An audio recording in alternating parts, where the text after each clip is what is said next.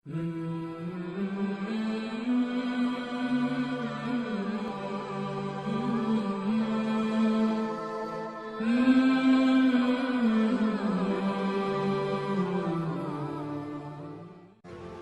परेशानी, पहली बात तो ये कि इतनी बड़ी परेशानी नहीं जिसको सवार किया जाए। आयत पढ़ूंगा कुरान पाक की, और मेरा ख्याल है कि बहुत सारी परेशानियां तो कुरान मजीद के लफ्ज़ों से दूर हो जाएंगी। सूरह हूद है, उसकी आयत नंबर 6 है, 12वें सिपारे की पहली आयत है। क्या अंदाज है, और मेरे रब का कितना मन मोह लेने वाला और दिल को छू लेने वाला अंदाज है। रब करीम ने फरमाया वमा मिन दाब्बतिन फिल अर्द, फरमाया नहीं ज़मीन पर कोई भी ऐसा चलने वाला, ज़मीन पर कोई ऐसा नहीं जो चलता हो, इल्ला अलल्लाहि रिज़्कुहा, जिसका रिस्क अल्लाह ने अपने जिम्मे न लिया हो। ज़मीन पे कोई चलने वाला ऐसा नहीं जिसके रिस्क की जिम्मेदारी रब करीम की ना हो। ये जिम्मेदारी रिस्क किसकी है? बोल के बताएं, बोल के किसकी जिम्मेदारी है जी? अल्लाह। देखें, गौर फरमाएं, यहाँ मुफस्सिरीन ने एक बात लिखी है इस आयत के तहत कि फरमाया जो ज़मीन पे चलने वाला है उसका रिस्क अल्लाह के ज़िम्मे। फरमाते हैं कि ये अल्लाह ने हमारी अकल के मुताबिक हमसे बात की है, वरना आसमानों में जितनी मखलूक है रिस्क उसका भी अल्लाह के ज़िम्मे ही है। यहाँ जो फिल अर्द के लफ्ज़ है ज़मीन पे, वो हमें समझाने के लिए कि तुमने तो सिर्फ ये दुनिया देखी है ना, तो जिसको तुमने देखा है वो सब खाते अल्लाह का दिया हुआ ही है। तो जो हमने देखा था रब करीम ने उसके मुताबिक हमें समझा दिया। फरमाया कुछ तो तुमने देखे ही नहीं, चलो उनकी तुमसे बात नहीं करते, पर जो तुमने देखे हैं उन सब का रिस्क किसके जिम्मे है? अल्लाह के। मेरे रसूल करीम सैयद आलम सल्लल्लाहु ताला अलैहि वसल्लम कुरान मजीद की जब तर्जुमानी करते, वजाहत करते, तो महबूब पाक सल्लल्लाहु अलैहि वसल्लम भी कोई इश्काल रहने नहीं देते थे, कोई इश्काल नहीं रहने देते थे। मेरे महबूब करीम अलैहिस्सलातु सलाम ने फरमाया अल्लाह पे भरोसा रख के सवेरे निकल जाना रिस्क की तलाश में। किस पे भरोसा रखना है? निकलना तुम्हारे जिम्मे है। ये ना कहना कि घर बैठूंगा तो यही आएगा, निकलना तुम्हारी जिम्मेदारी है। जितनी जिम्मेदारी है वो पूरी करना। अल्लाह पे भरोसा करके निकल जाना तुम्हारी जिम्मेदारी है। रब का जिम्मा है तुम्हें रिस्क देना, वो जरूर तुम्हें रिस्क पहुंचाएगा। या रसूल अल्लाह सल्लल्लाहु अलैहि वसल्लम किस तरह पहुंचेगा? तो जरा हुजूर के लफ्जों का हुस्न भी देखिए। नबी पाक सल्लल्लाहु अलैहि वसल्लम ने फरमाया जिस तरह मौत तुम्हें ढूंढ लेती है ना कि तुम कहां मौजूद हो, जब वक्त आता है तो इंसान पाकिस्तान में हो तब भी आ जाता है, जद्दा में हो तब भी आ जाता है, मक्का में हो या मदीना तैयबा में वक्त फिर भी आ जाता है।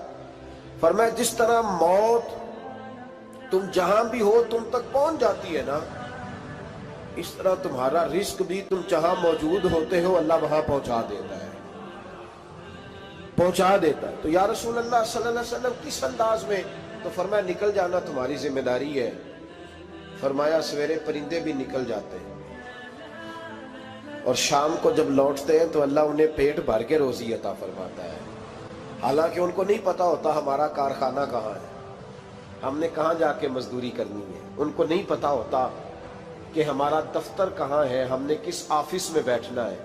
उनको नहीं पता होता कि हमने कहाँ जाके माल खरीदना है और कहाँ से हमने फिर उसको दोबारा बेचना है।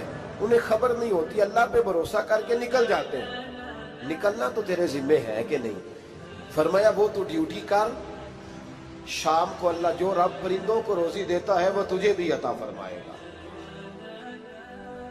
मैं कहता हूँ सोच कितनी कमजोर है उस आदमी की जो कहता है कैसे मिलेगा। कितनी कमजोर सोच है।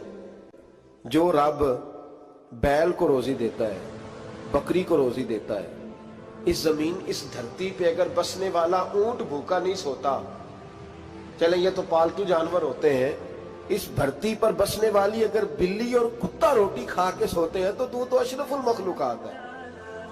तूने अपने ज़हन में क्या टेंशन पाल लिया कि नहीं आएगा तो मर जाऊंगा, क्या बनेगा, किस तरह होगा? तू क्यों इतना परेशान हो गया? भाई माली परेशानी सबसे ज्यादा उस बंदे ने ओढ़ ली है जिसकी तवक्कुल की बात कमजोर हो गई है। तू सीधी तवज्जो अपने रब करीम की जानिब रख, सीधी तवज्जो अल्लाह की जानिब कर। रब फरमाते हैं जिम्मा तेरा नहीं, जिम्मा मेरा। लेकिन तनख्वाह एक आती है घर में, جب ایک بچہ ہوتا ہے تو تب بھی کام چلتا ہے، جب اللہ 2 بچے دے دے پھر بھی اس تنخواہ سے کام چلتا ہے، جب 3 ہو جائے پھر بھی چلتا ہے، جب 4 ہو جائے نہیں آپ نہ بھی بولے تو بات تو صحیح ہے، بہرحال کام پھر بھی چلے۔ اسی تنخواہ میں سے جب بندہ بڑے بیٹے کی شادی کر کے بہو بیاہ کے لے آئے تو پھر بھی کام چلتا ہے، اور جب اس بیٹے کو اللہ بچے عطا کر دے تو اسی گھر میں، اسی آنگن میں، اسی چھت کے نیچے کام چلتا ہے۔ تو پھر تو مان جانا کہ چلانے والا تو نہیں، چلانے والا کوئی اور ہے، پھر تو مان جا کہ چلانے والا کوئی تو اس وقت جب تنخواہ تیری لگی تھی تو کہتا تھا ابا ابھی میری شادی نہ کر، میں بیوی کو کیسے کھلاؤں گا؟ تو وہی شخص ہے جس کی چھت کے نیچے پھر 1.5 درجن پوتے بھی پل رہے ہیں اور گزارا ان کا بھی ہو رہا ہے۔ تو رزق کا ذمہ کس کا ہے؟ اللہ کا، اللہ کا ذمہ۔ اب ہمیں پتہ ہے پہلی بات تو پریشانی اس لیے اتار دینی چاہیے کہ ذمہ ہمارا ہے ہی نہیں۔ اب دوسری بات یہ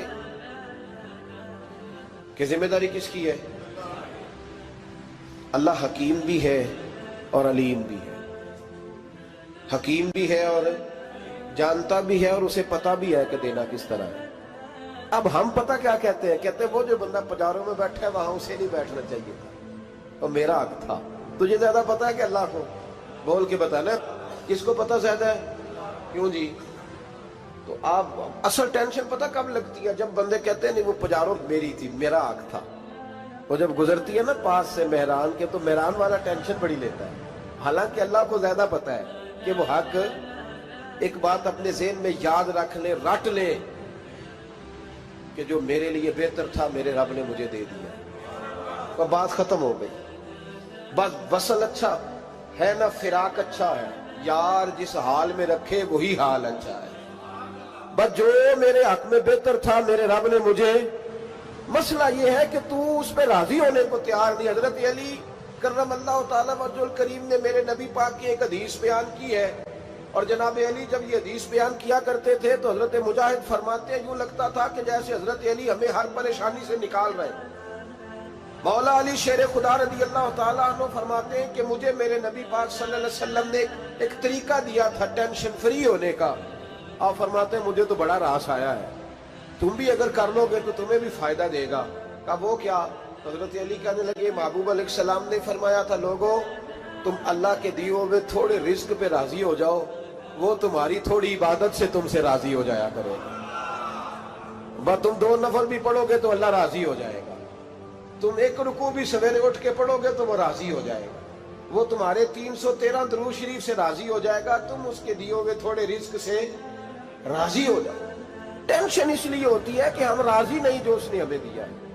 وہ حال میں مزید کی جو دوڑ ہے نا، حال میں مزید کی، بے قدرہ کچھ قدر نہ جاتی، کیتی خوب تسلی ہو، دنیا دار پجاری زردے، کتیاں دے گل ٹلی ہو، بک بک روشن اکھیاں تکیو ویک حویلی کلی ہو، تے کوچ نصیر اساں جد کیتی پہ جانی تھر تھلی ہو۔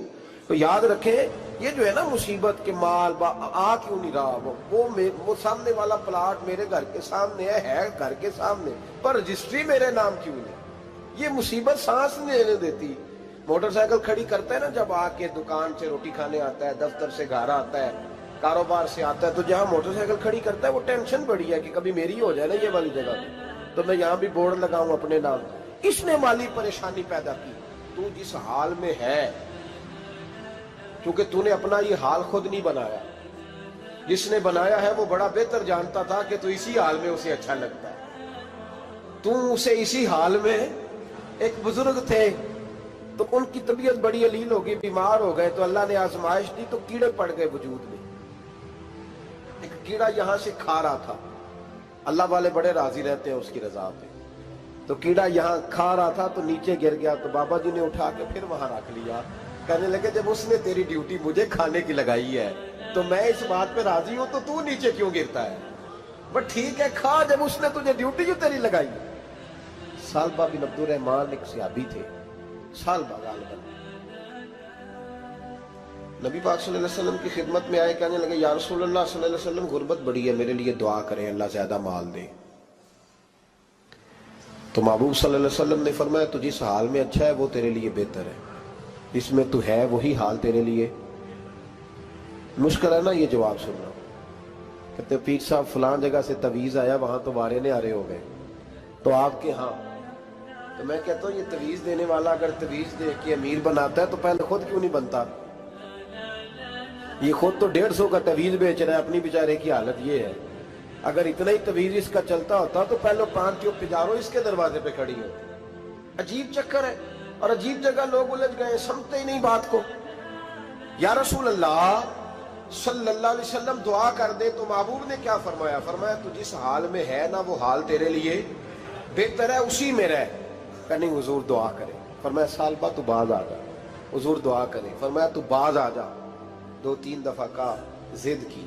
महबूब ने फरमाया जा, फिर अल्लाह तुझे ज्यादा पैसे देगा। चंद बकरियां खरीदी, इतनी बरकत हुई कि बकरियों के रेवड़ बन गए। फिर कुछ बकरियां बेच के गाय खरीद ली, उनके भी रेवड़ हो गए। फिर कुछ ऊंट ऊंटनियां ले ली, रेवड़ ही रेवड़। पहले 5 वक्त मस्जिद में आते थे, अब फजर और इशा रह गई। फिर माल ज्यादा हुआ तो मदीने शहर में कोई जगह ही नहीं, मदीने से बाहर हवेली खरीदी, फिर जुमा ही रह गया। जुमे के जुमे आते, ज़कात का हुक्म आया। मेरे नबी करीम अलैहिस्सलाम ने हजरत अबू हुरैरा को भेजा। फरमाया जा उसे क्या तेरी ज़कात बनती है 2.5%। 10 करोड़ रुपया हो तो कितनी ज़कात बनती? भाई 1 करोड़ की 2.5 लाख हुई ना, तो 10 करोड़ की कितनी हुई?